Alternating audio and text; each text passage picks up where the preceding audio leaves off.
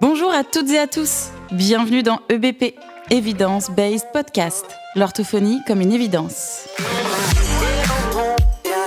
Derrière les étagères de jeux présents dans chaque cabinet d'orthophonie se cache un savoir-faire bien plus étoffé. L'orthophonie est une profession de soins qui se réfère à des pratiques cliniques et des données scientifiques probantes. En effet, nos prises en charge s'appuient sur les 3 piliers de l'Evidence-Based Practice, ou pratique fondée sur la preuve. Ainsi, notre podcast donne la parole aux cliniciens, cliniciennes, scientifiques et experts venant partager leurs connaissances sur l'état de l'art afin de permettre à tous les orthophonistes d'avoir accès aux données probantes issues de la recherche et à les appliquer dans leur prise en soin. Bonjour à tous, merci d'être avec nous pour ce 10e épisode d'Evidence-Based Podcast en compagnie de Karine Harrar-Eskenazi. Bonjour Karine. Bonjour. Bonjour Gilles qui co-anime cet épisode avec moi. Bonjour Audrey. Donc cet épisode sera consacré aux critères de décision de soins dans la remédiation des troubles du langage écrit au regard des récentes recommandations de bonnes pratiques. Karine, tu es orthophoniste et actuellement doctorante. Tu es en cours de rédaction d'une thèse qui porte sur une étude pilote de remédiation de la dyslexie développementale. Pourquoi cette étude et à quel besoin, à quel manque vient-elle répondre ? Cette étude répond d'abord et avant tout aux besoins des lecteurs dyslexiques. Donc on va commencer par les enfants, les participants de l'étude. On sait que les troubles de la lecture et de l'orthographe persistent à l'âge adulte. On connaît les répercussions sévères de la dyslexie sur l'ensemble des apprentissages scolaires, mais pas que, aussi sur l'estime de soi, le comportement, le devenir professionnel. Et bien, cela reste toujours actuellement un problème de santé publique majeur. Donc, les premiers résultats de mon étude montrent clairement, ce sont des résultats préliminaires, mais ils montrent clairement que tous les enfants progressent, au moins sur une mesure en lecture et en orthographe. Par exemple, si on prend une mesure qui est connue de toutes les orthophonistes, l'âge de lecture qui est mesuré par un texte aussi très connu, non signifiant, l'Alouette. Pour vous donner des idées de résultats, actuellement, on a 40% d'enfants qui ont encore un décalage inférieur à 18 mois, donc entre guillemets ce fameux décalage pathologique, mais qui ont quand même progressé. Mais surtout, on a 60% d'enfants qui n'ont plus ce décalage dit pathologique, donc inférieur à 18 mois, entre l'âge de lecture et l'âge chronologique. Et parmi ces enfants, la moitié ont normalisé l'âge de lecture, c'est-à-dire qu'ils n'ont plus de décalage. Donc, je pense qu'on peut dire qu'elle répond aux besoins des patients. Elle répond également aux besoins des orthophonistes. Il y a une enquête qui a été menée en 2019 par le Collège français d'orthophonie. Cette enquête est sur un des numéros de rééducation orthophonique, je ne sais plus lequel, mais elle a relevé des délais d'attente intolérables pour accéder aux soins, donc ça, on le sait, des prises en charge sur plusieurs années au rythme d'1 ou 2 séances maximum par semaine, l'absence d'évaluation systématique du langage oral, donc ça c'est gênant pour le diagnostic justement de dyslexie, et en plus, cette demande de soins n'apparaît pas dans cette enquête considérée comme prioritaire par l'ensemble des orthophonistes, alors qu'elle représente quand même 29% de l'activité des orthophonistes. Ce que cette enquête a relevé aussi, c'est que la pratique d'entraînement intensif, ciblée sur un processus cognitif sous-jacent, et également le principe d'éducation thérapeutique ne sont pas encore démocratisés au sein de la profession. Donc, les stratégies d'intervention conventionnelles sont plutôt actuellement encore compensatoires plutôt que curatives, et le plus souvent, donc sans référence aux données probantes, et l'efficacité globalement de la rééducation reste peu évaluée.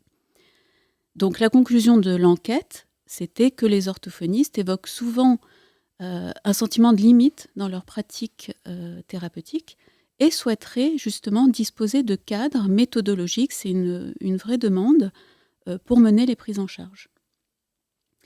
Donc, voilà, c'est exactement ce que nous proposons, puisque le protocole expérimental, il est certes très complexe, mais il est très détaillé.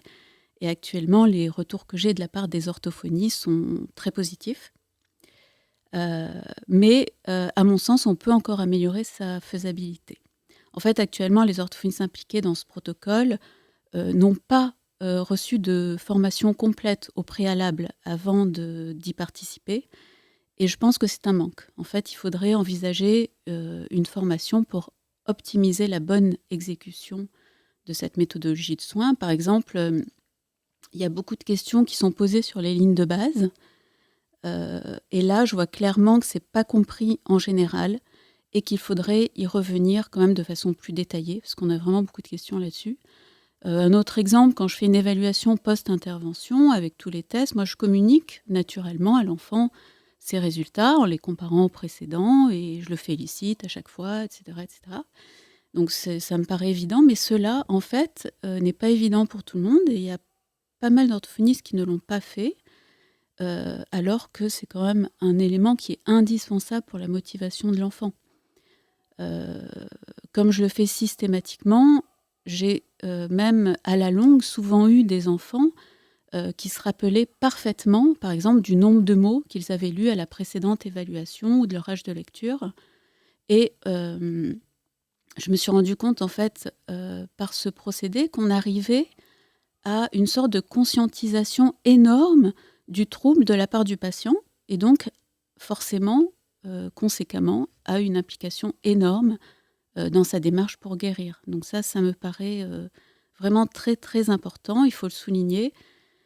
Bon, c'est un exemple, mais il y a beaucoup d'éléments comme celui-là qu'il faut développer et expliquer, que je n'ai pas eu le temps de faire au préalable dans ce protocole. Donc, merci pour ta réponse. Donc, la question pour les auditrices et les auditeurs, c'est bien de dire que ce que tu proposes là comme expérience aujourd'hui et de protocole, c'est un protocole pour aider à une méthodologie de soins des troubles du langage écrit. Oui. Et à partir de cette méthodologie, puisqu'il y a une autre question qui se pose, c'est tu t'es appuyé sur quelle référence, sur quel modèle, sur quel type de littérature pour construire initialement ce protocole? Alors, sur quel modèle théorique, c'est Oui, ça ? c'est ça. Oui. Alors ça, c'est une question très, très complexe que je traite dans ma thèse, en 20 pages, je crois. Donc, je vais essayer d'y répondre. En 20 pages. Ouais. Ouais. Je vais essayer d'y répondre. Non, je vais y répondre de façon synthétique. Si je suis trop longue, tu me diras.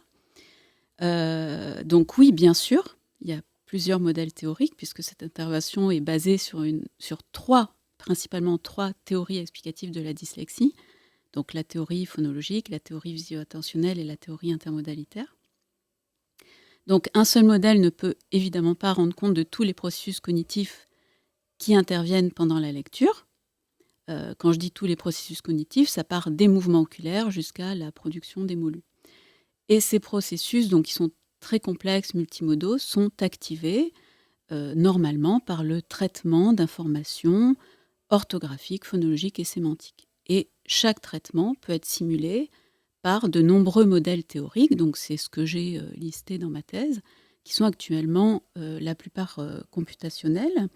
Et donc, comme cette intervention est multimodale, elle se réfère à plusieurs modèles théoriques, mais je ne peux pas tous les citer. Par exemple, en ce qui concerne l'intervention visio-attentionnelle, on a un modèle qui s'appelle le modèle Seriol, qui simule justement la reconnaissance visuelle des lettres et des mots, c'est-à-dire ce qu'on appelle, nous, l'accès lexical orthographique, encodant la localisation spatiale des lettres, qui est elle-même est influencée par l'attention visuelle. Et si le lecteur est incapable de localiser l'attention visuelle sur une seule lettre dans un mot, la lettre et la représentation phonétique ne vont pas matcher, ne vont pas se chevaucher temporellement, et la représentation graphonémique qui en découlera sera instable. Donc après, il existe d'autres modèles qui vont se focaliser aussi sur un seul processus, par exemple comme la position ou l'identité des lettres. Un autre exemple, pour simuler l'identification du mot en lecture à voix haute, c'est-à-dire ce qu'on appelle l'accès à la représentation phonologique, on peut citer aussi le processus de recodage phonologique, donc le modèle à deux voix, avec tous les modèles CDP+, et plus, puisque dans mon intervention, il y a une intervention phonologique qui est proposée, et dans l'intervention intermodalitaire, par contre, on va se référer plutôt à ce qu'on appelle un processus d'apprentissage statistique, où là, les informations phonologiques, orthographiques et sémantiques vont être interconnectées, c'est-à-dire ce sont des modèles à une voix. Et enfin, pour finir, donc le seul modèle de lecture à voix haute où le traitement visuo-attentionnel est présent en amont du codage phonologique, c'est bien sûr le modèle multitrace, avec donc ce concept de fenêtre attentionnelle, largement étudié par Sylviane Valdois et ses collaborateurs.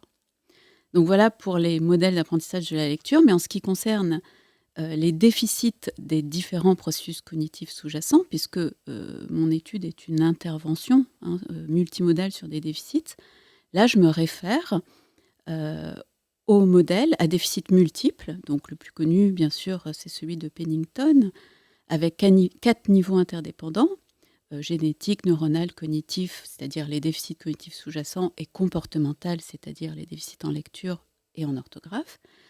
Et ce modèle explique donc bien la variabilité interindividuelle.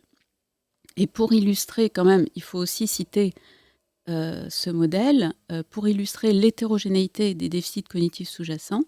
Il y a un modèle décrit plus récemment par O'Brien et Yetman en 2021. C'est ce qu'on appelle le modèle multifactoriel ou additif, qui montre bien, et ça c'est très très important, qui montre bien que les différents aspects sensoriels, cognitifs et linguistiques contribuent, en fait, chacun indépendamment au développement de la lecture et constituent des facteurs de risque additifs au développement de la dyslexie.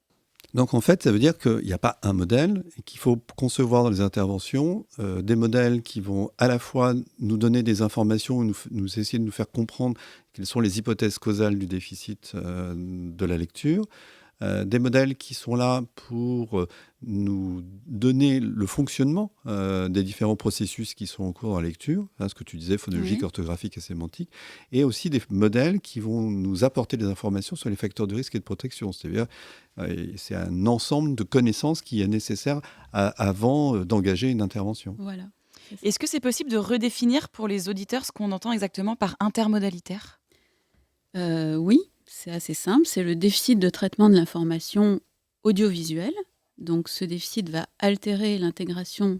En fait, c'est l'intégration simultanée des lettres et des sons en tant qu'objet audiovisuel unique. Donc en fait, ce que je propose dans l'intervention, l'entraînement audiovisuel, que je fais par l'intermédiaire du logiciel Graphogame, ça va permettre de réduire ce déficit spécifique audiovisuel de liaison, ce qu'on appelle liaison intermodale entre les lettres et les sons. C'est vraiment l'accroche entre les deux, en fait. Oui, c'est une localisation cérébrale vraiment qui est dédiée à cette liaison intermodale entre les lettres et les sons, qui est spécifique. Et on va donc, en l'entraînant, renforcer l'automatisation du couplage entre les codes orthographiques et phonologiques. Donc c'est contrairement aux entraînements phonologiques et visuo-attentionnels que je propose avant, qui, eux, vont introduire une présentation non simultanée, en fait, soit auditive, soit visuelle, d'unités linguistiques ou non linguistiques, avec l'entraînement audiovisuel. Donc là, ici, c'est Graphogame. On présente simultanément des stimuli auditifs entendus et des stimuli visuels écrits d'unités linguistiques de différentes tailles, et ça va des phonèmes, syllabes, rimes, mots, jusqu'aux phrases.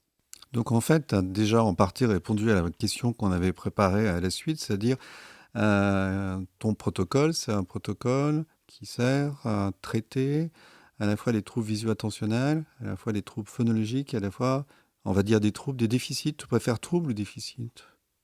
Déficit. On est d'accord, plutôt Ouais. déficit visuo-attentionnel, déficit phonologique, déficit sémantique. Tu peux nous redonner quand même le grand cadre de ton protocole ? Oui. L'expérimentation, donc, elle se déroule en 3 phases, sur une période de 16 mois, donc c'est long, c'est du longitudinal.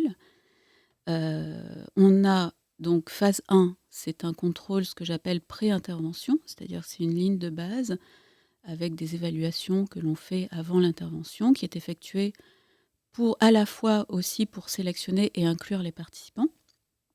Les lecteurs dyslexiques sont ensuite répartis aléatoirement dans 2 groupes, et pendant 8 semaines, ils vont tous bénéficier d'une thérapie conventionnelle à la fréquence d'une séance hebdomadaire de rééducation avec l'orthophoniste qui inclut son patient.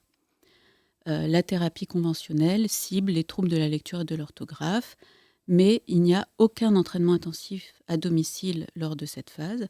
Et à l'issue de la phase 1, on refait une ligne de base pré-intervention, on la répète, et on passe ensuite à la phase 2. La phase 2, c'est l'intervention, donc avec entraînement intensif. Là, les participants effectuent les 3 programmes d'intervention intensifs, donc phonologique, visio-attentionnel, intermodalitaire. Les exercices sont faits à domicile, 5 jours par semaine, 15 minutes par jour, et chaque programme dure 8 semaines, c'est-à-dire que l'intervention phonologique, 8 semaines, visio-attentionnel, 8 semaines, etc. Et ça s'achève donc par une pause de 15 jours. Et on a aussi une pause de 15 jours entre chaque intervention, bien sûr. Ce qui est particulier dans cette phase 2, c'est que l'ordre des 2 premières interventions, donc phonologique et visio-attentionnelle, est inversé dans les 2 groupes. Donc le groupe 1, en fait, commence par l'intervention phonologique, après visio-attentionnelle et intermodalitaire. Et le groupe 2 commence par l'intervention visio-attentionnelle et après phonologique et après intermodalitaire. Et la séance hebdomadaire de rééducation orthophonique est maintenue et permet d'ajuster chaque semaine les supports donnés en fonction de l'évolution individuelle et de vérifier si les instructions d'entraînement à domicile sont bien comprises et appliquées. Mais la séance de rééducation, c'est bien, elle l'est dans le protocole. Oui. C'est pas quelque chose qui se fait en plus. C'est pas, ils rajoutent pas, ils suivent le protocole. Oui. D'accord. Oui. Et à la fin de chaque programme d'intervention phonologique, visio-attentionnel ou intermodalitaire, l'orthophoniste effectue des lignes de base post-intervention. Et lors de la phase 3, ce que j'ai appelé contrôle post-intervention, qui est identique à la phase 1, sans entraînement intensif avec une séance toujours hebdomadaire de 30 minutes pendant 8 semaines, on effectue une dernière ligne de base post-intervention qui va clôturer la procédure expérimentale. Super. Et cette étude, elle utilise plusieurs logiciels du commerce. Pourquoi le choix de ces logiciels-là? Quelle preuve de leur efficacité pour pouvoir les implémenter dans ton étude? Alors, il y a des études qui ont montré, par exemple, qu'un entraînement auditif de la perception catégorielle, je vais commencer par ça, ça c'est le logiciel RAP10. Donc, il y a des études qui ont montré que ça améliorait la conscience phonologique et les compétences en lecture. Donc, comme il est disponible en France, je l'ai intégré dans mon protocole. Il a été validé également. Si un déficit, en fait, altère la perception catégorielle des sons de la parole, on a la persistance d'une perception allophonique des unités, ce qu'on appelle les unités subphonémiques, qui peut entraîner un déficit perceptif des phonèmes et par conséquent, donc un déficit de traitement phonologique. Voilà. Donc c'est important de le rééduquer. Ensuite, je peux parler de l'entraînement intensif avec le logiciel Switchipido, qui a montré aussi des effets bénéfiques sur les compétences de focalisation de l'attention visuelle, sur les niveaux d'analyse globale ou locale, et une amélioration de la lecture, de mots réguliers, de mots irréguliers. Je peux parler aussi de l'entraînement intensif avec le logiciel Maeva, qui augmente l'empan visio-attentionnel et améliore également les compétences de conscience phonémique et de lecture de mots irréguliers. Et bien sûr, GraphoGame, qui a des effets positifs sur les compétences en lecture, seulement si le niveau d'interaction avec un adulte est élevé. Et ces effets sont plus grands pour les enfants qui ne maîtrisent pas les étapes initiales de l'apprentissage de la lecture, telles que la compréhension du principe alphabétique et la correspondance entre les graphèmes et les phonèmes. Donc ça a été validé aussi en France.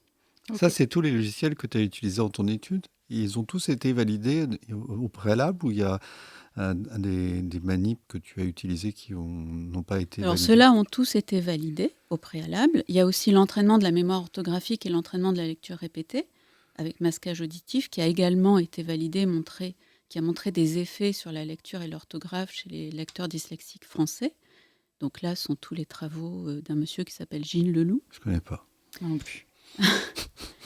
Et voilà pour les logiciels validés. Tu es toujours aussi réservé, mais en fait, tu as créé aussi un logiciel pour ta manip. Oui, j'ai créé un programme qui s'appelle Naming Speed, qui est l'entraînement de la dénomination rapide automatisée, parce que ça n'existait pas en France. Nous l'avons créé pour les besoins de l'étude avec l'aide de Julie Nautelier et Marine Versio, qui sont investigatrices associées également dans l'étude. Donc Marine Versio m'a appelé un jour en me disant que son patient n'avait aucun déficit de la DRA, je vais dire DRA pour dénomination rapide automatisée, et aucun déficit de la perception catégorielle, ni de la mémoire phonologique. Donc, elle n'avait pas d'entraînement à lui donner. C'est un petit peu embêtant.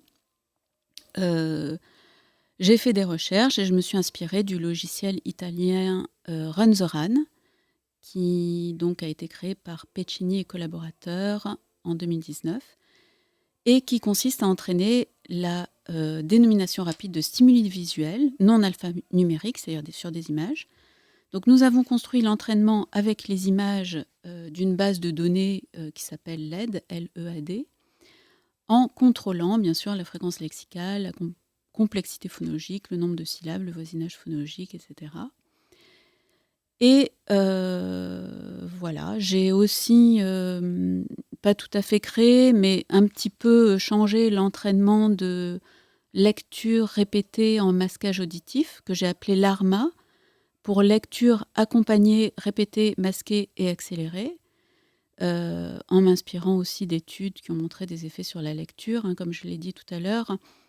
Donc ces travaux ont été repris en France et on a aussi des effets sur les lecteurs dyslexiques français. J'ai rajouté simplement des étapes à cet entraînement, à savoir la lecture suivie et la lecture accompagnée.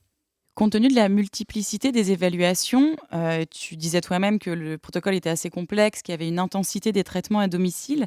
Est-ce que l'observance régulière du traitement a été un enjeu dans cette étude, est un enjeu de l'ensemble de cette étude, et quid de la mortalité expérimentale ? Oui, alors justement, ça me permet d'insister encore sur les principes d'éducation thérapeutique et de décision partagée, qui ont vraiment permis de maintenir une participation active des parents, parce que les parents sont très importants dans la bonne marche de cette étude. Donc une participation active des parents et des enfants, à la fois dans leurs décisions et leur engagement de soins. Et c'est ce qui a permis de réduire, je dirais, la mortalité expérimentale inhérente aux contraintes importantes des entraînements intensifs. Bon, l'étude est en cours et pour l'instant, nous n'avons pas eu beaucoup d'abandon directement dû à l'intensité des entraînements et des évaluations. Je pense que si c'est bien expliqué en amont aux enfants et aux parents avec des supports adaptés et des preuves de l'efficacité, les entraînements seront faits. Le seul problème qui peut vraiment empêcher une bonne adhésion à ces entraînements, c'est quand les parents ne sont pas disponibles, soit physiquement parce qu'ils travaillent beaucoup, ou soit s'ils ne comprennent pas les objectifs et leurs enjeux. Est-ce que tu peux rappeler aux auditeurs en quoi est-ce que cette étude s'inscrit-elle dans une démarche BP ? Donc oui, d'abord parce qu'elle intègre les fondements scientifiques basés sur l'hypothèse causale multimodale de la dyslexie, et également sur les conclusions de plusieurs méta-analyses qui ont évalué l'efficacité des interventions. Donc là, ce sont les preuves externes, et pour les preuves internes, l'étude intègre l'expertise du clinicien, car tous les investigateurs sont des orthophonistes volontaires, sélectionnés par le biais de formation continue pour participer à cette étude. Et comme l'association systématique d'un entraînement des processus cognitifs sous-jacents avec un entraînement des procédures de lecture, donc qui est adapté au profil sémiologique de chaque lecteur dyslexique, requiert une grande expertise clinique, il est quand même difficile à mettre en œuvre encore pour de nombreux praticiens. Donc ce programme de remédiation a facilité cette démarche en imposant de nombreuses évaluations pour définir un profil cognitif et un profil comportemental, et donc pour établir simultanément les processus cognitifs sous-jacents et les procédures de lecture. Et pour finir, donc, cette étude intègre aussi les préférences des patients dans la prise de décision en matière de soins et les principes d'éducation thérapeutique. Donc les enfants et leurs parents ont décidé de participer ou non au protocole d'intervention à l'inclusion, et ils pouvaient retirer leur consentement pendant toute la durée de l'expérimentation. Ils ont été formés pour utiliser de façon autonome tous les logiciels d'entraînement à l'aide de tutoriels et pendant les séances avec leur orthophoniste. Moi, ce que je trouve génial dans ce que tu proposes, c'est qu'en fait, ce n'est pas du tout un protocole expérimental hors sol, c'est quelque chose qui est applicable à la clinique. Oui, tout à fait. D'ailleurs, c'est inspiré de ma propre clinique, que c'est ce que j'utilise depuis des années. J'ai toujours travaillé comme ça, avec des entraînements intensifs. Et je ne peux pas travailler autrement. Donc, je rappelle que l'étude est toujours en cours, mais ces premiers résultats que tu as obtenus sont assez incroyables. Comment est-ce que tu expliques cette réussite et qu'est-ce qui est différent dans ce protocole par rapport à ceux qui ont déjà été menés antérieurement ? Alors, ces résultats peuvent s'expliquer par l'association de différents facteurs. Je dirais le fondement sur les données probantes, l'adaptation des entraînements au profil individuel, le suivi longitudinal sur 16 mois, l'expertise des orthophonistes, les principes d'éducation thérapeutique et de décision partagée. Mais c'est l'assemblage de tous ces facteurs qui est importante et qui, je pense, a contribué aux résultats que nous avons actuellement. Est-ce que tu as déjà quelques retours des patients, des familles ou même du milieu scolaire ? Oui, les retours sont très très bons, que ce soit les patients, les familles ou le milieu scolaire. Un enseignant m'a même appelé parce qu'il était surpris de la progression de son élève, il voulait savoir ce que j'avais fait.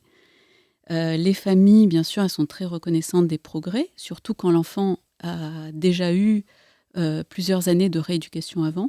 Donc, ils voient clairement la différence. Les patients eux-mêmes, donc les enfants, sont moins loquaces sur les retours, mais quand on leur pose la question, ils expriment bien sûr surtout leur joie d'avoir fini le protocole. Et c'est là qu'il faut vraiment les féliciter. D'ailleurs, j'ai même fait un diplôme de lecture que je leur donne avec leur âge de lecture au début et à la fin. Donc, ils partent, ils sont très fiers. Et il faut les féliciter parce qu'ils ont fait un très gros effort. Et il faut le faire, non pas à la fin, mais tout le long de l'étude, en leur communiquant, j'insiste, leurs résultats après chaque entraînement, pas seulement à la fin. Et comme ça, on maintient en fait le désir de progresser parce qu'ils veulent en fait se dépasser. Et est-ce que tu dirais qu'il y a une amélioration dans leur qualité de vie qu'ils ont pu exprimer ? Ah ben oui, il y a une amélioration dans leur qualité de vie parce que, alors on a un petit questionnaire à cet effet, mais on n'a pas encore analysé les résultats, mais comme ça, je peux dire qu'ils ont plus confiance en eux et l'appétence à la lecture a augmenté. Il y a certains enfants qui se mettent vraiment à lire. Bon, écoute, c'est vraiment une bonne nouvelle, ces résultats préliminaires, mais c'est aussi une bonne nouvelle parce que ce protocole que tu viens de décrire là, sur cette première partie de l'épisode, c'est venu en grande partie aussi influencer la rédaction des recommandations de bonne pratique. Donc merci d'être là avec nous aujourd'hui. Et puis surtout de montrer qu'une approche qui est curative et qui est correctement programmée, organisée, avec un partenariat. Ça, c'est intéressant parce qu'encore une fois de plus, il y a trop souvent un clivage entre une intervention dite cognitive et qui serait, on va dire, dénaturée par une approche avec le patient, le partenariat, les aspects psychodynamiques. Toi, tu fais tout ça en même temps et je pense que c'est la raison pour laquelle aussi il y a de tels résultats. Merci, mais c'est indissociable à mon sens. On ne peut pas dissocier la rééducation cognitive de tout l'aspect psychodynamique et relationnel. C'est une évidence. Ok, merci.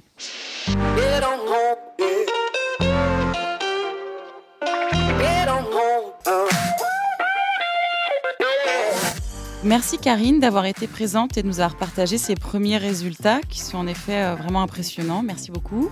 Et merci Gilles d'avoir co-animé cet épisode avec moi. Voilà, Karine, je trouve vraiment ce travail passionnant et je suis ravie de pouvoir le diffuser parce qu'il donne vraiment beaucoup de pistes de travail pour la remédiation des troubles du langage écrit. Donc vivement les résultats finaux. Nous nous retrouvons dans 15 jours pour un nouvel épisode d'Evidence-Based Podcast qui sera consacré au parcours de soins en compagnie d'Agnès Vitko.